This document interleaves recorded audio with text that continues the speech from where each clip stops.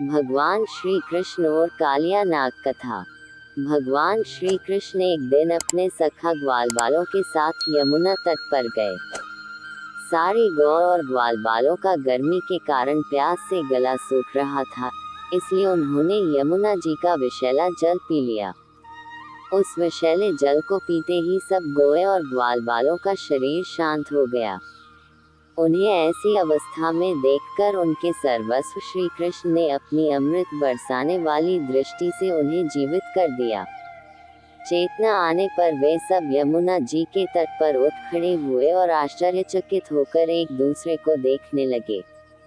अंत में उन्होंने यही निश्चय किया कि हम लोग विषैला जल पी लेने के कारण मर चुके थे, परंतु हमारे श्री कृष्ण ने अपनी अनुग्रह भरी दृष्टि से देखकर हमें फिर से जिंदा कर दिया है।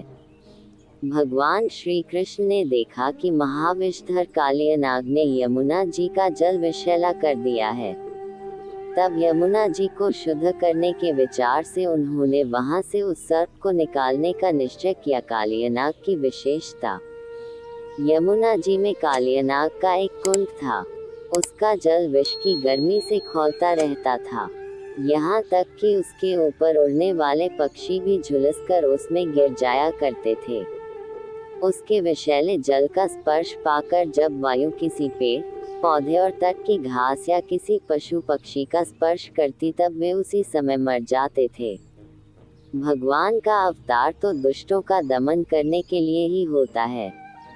जब भगवान ने देखा उस सांप के विष का वेग बड़ा भयंकर है और उससे यमुना जी भी दूषित हो गई है, तब भगवान श्री कृष्ण अपनी कमर का फैंटा कसकर एक बहुत बड़े ऊंचे कदम के वृक्ष पर चढ़ गए और वहां से उस विषैले जल में कूद पड़े। कालिया नाग और भगवान परस्पर एक दूसरे के सामने। भगवान कालियादह में कूदकर अत्यंत बलशाली मतवाले गजराज के समान जल उछालने लगे।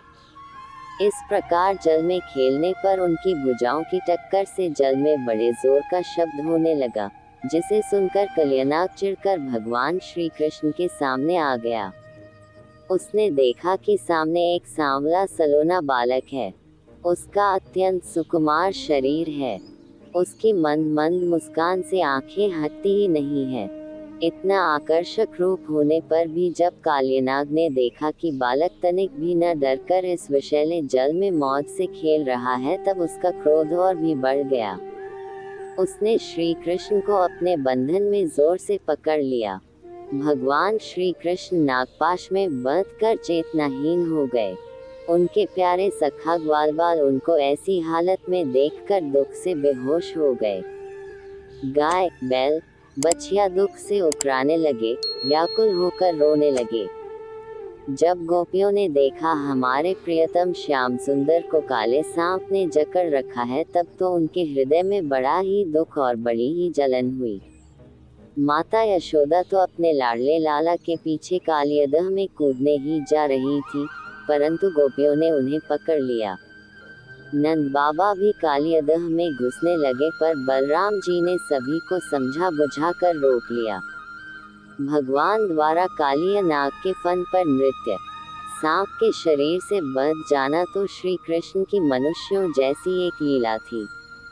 जब उन्होंने देखा कि ब्रज के सभी लोग अत्यंत दुखी हो रहे हैं, तो भगवान ने अपने शरीर को फुलाकर मोटा कर लिया और नागपाश के बंधन से मुक्त हो गए।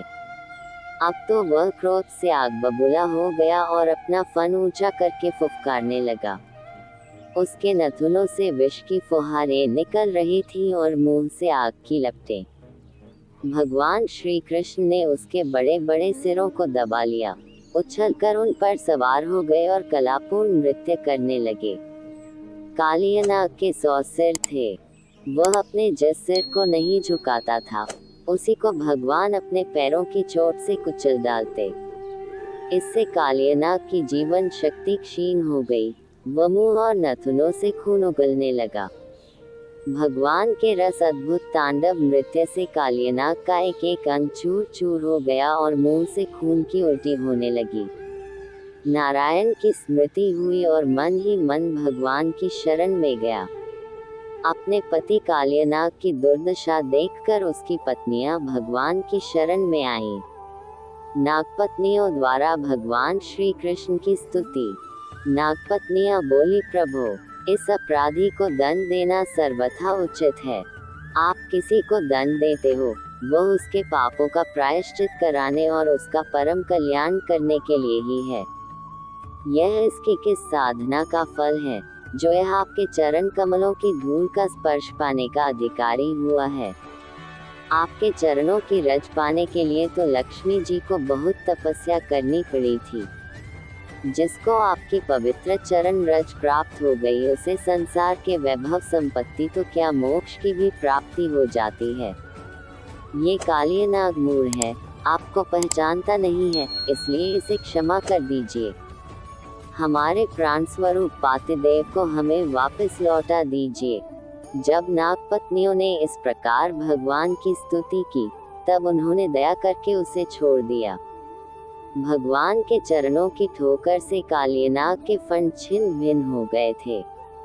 धीरे धीरे उसके प्राणों में चेतना आई और वह दीनता से हाथ जोड़कर भगवान श्री कृष्ण से बोला, नाथ, हम तो जन्म से ही दुष्ट, तमोगुनी और क्रोधी स्वभाव के हैं। हमारा ऐसा स्वभाव भी आपने ही बनाया है। इसी स्वभाव के कारण हम किसी को डस लेते हैं, तो हमारा क्या दोष।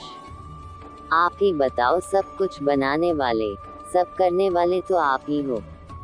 आपने ही सांप के शरीर में विष भरा, आप चाहते तो अमृत भी भर सकते थे। अब आप अपनी इच्छा से जैसा उचित समझे आप कृपा कीजिए या दंड दीजिए। भगवान श्री कृष्ण की कालियनाग पर कृपा।